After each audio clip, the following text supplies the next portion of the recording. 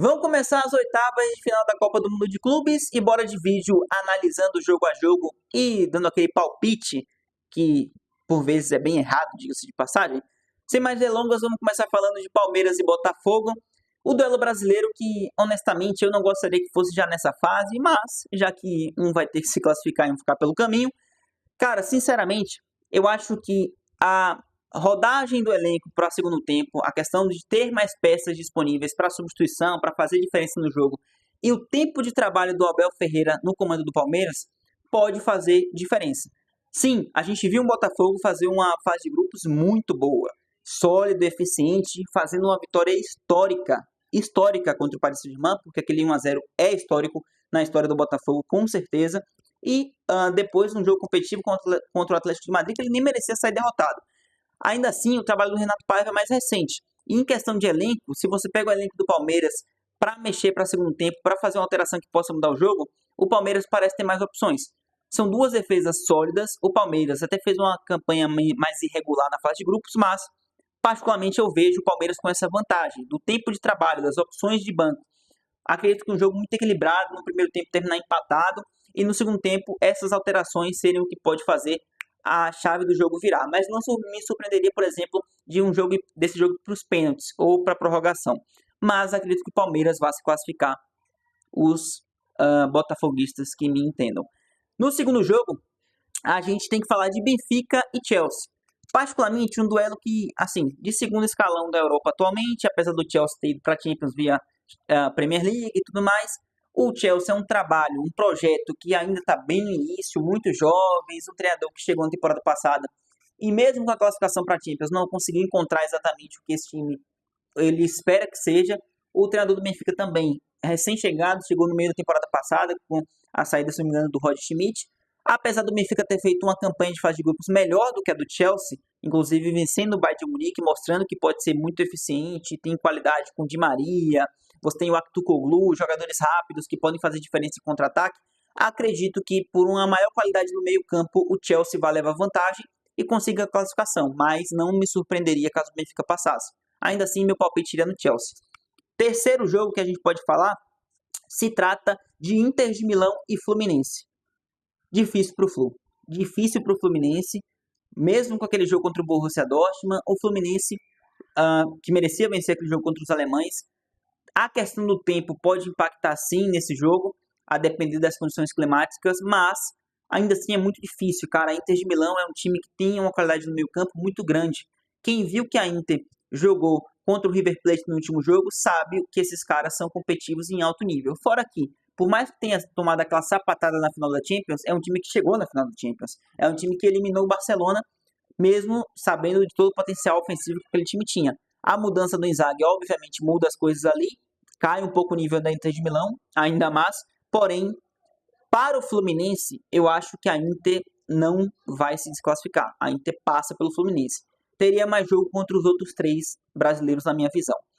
Dois passeios na sequência, né? Manchester City e Al Hilal, por mais que o futebol árabe tenha todo o investimento que tem, o City foi líder da fase de grupos no grupo dele e a melhor campanha da fase de grupos e o melhor ataque com 13 gols marcados em 3 jogos.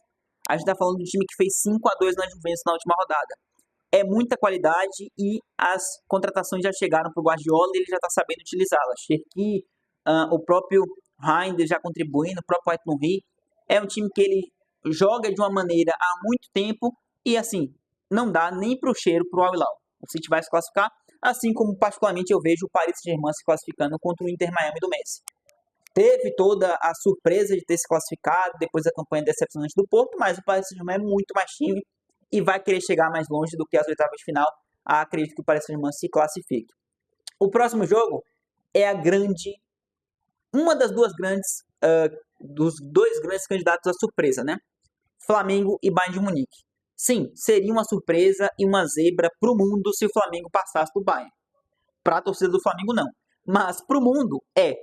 Agora, se tem uma zebra que pode acontecer é essa. O Bayern é um time irregular na temporada. O Kompany não é esse treinador todo, pelo menos ainda. Apesar do título alemão, o Bayern deu tropeçadas durante a temporada e não chegou nem a competir no alto nível da Champions na reta assim de mata-mata. E para o Flamengo, que é um time de um trabalho consistente do Filipe Luís, com muitas ideias, muito boas ideias, que foi competitivo e assim, dominante no seu grupo, só não venceu o último jogo porque já não estava mais pensando nele, já era líder com uma rodada de antecedência do seu grupo. O Flamengo tem total capacidade de vencer esse Bayern, com um jogo eficiente, com um jogo de transição rápida, apesar de que acredito que ainda assim o Flamengo vai querer ter a posse, o Flamengo não vai querer só se retrancar, só se fechar lá atrás, eu acho que isso o Felipe Luiz não vai querer, mas jogar com inteligência. E se tem um candidato a zebra, é o Flamengo. Vamos apostar no Flamengo, vai. Vamos apostar no Flamengo. Qualquer coisa ganha um dinheiro. O outro candidato a zebra é logo na sequência. Borussia Dortmund e Monterrey. O Borussia Dortmund, dos europeus que estão ainda na competição, para mim, é o mais decepcionante. O Borussia Dortmund fez uma campanha sofrida de assistir e muito preguiçosa na fase de grupos. O 1-0 contra o Ulsan Hyundai, o jogo contra o Mamelodi que ele sai perdendo, uma preguiça tremenda, tremenda. Contra o Fluminense ele quis até jogar melhor em determinado momento e não conseguiu.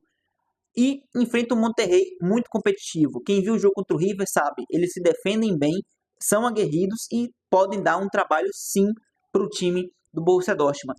Não por um grande time do Monterrey, que ali é o Sérgio Ramos, o Deossa e vai parando por aí, o Canales, mas muito por conta do nível, assim, abaixo do que o Dortmund já foi até recentemente. E Real Madrid e Juventus, sinceramente, dois times no início de trabalho, mas o trabalho do Xabi Alonso, ele me parece mais qualificado e com mais qualidade técnica nos jogadores. O meio-campo com Bellingham, com o próprio Arda Güler, o ataque com o Vini, com o Mbappé podendo voltar, com o Rodrigo como opção, apesar de que não está sendo tanto utilizado, é um time com mais peças de alto nível. O Courtois, que é um goleiro que pode fazer diferença em jogo, e o Xabi Alonso está evoluindo a cada jogo.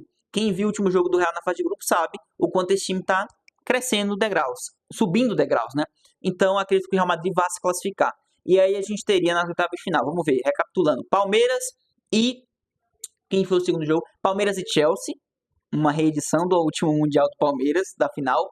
Inter de Milão e Manchester City, jogaço para o City tentar furar uma defesa bem montada. Paris Saint-Germain e Flamengo, o que é o caminho do Flamengo é brincadeira, diga-se de passagem. E Monterrey e Real Madrid. Concorda comigo?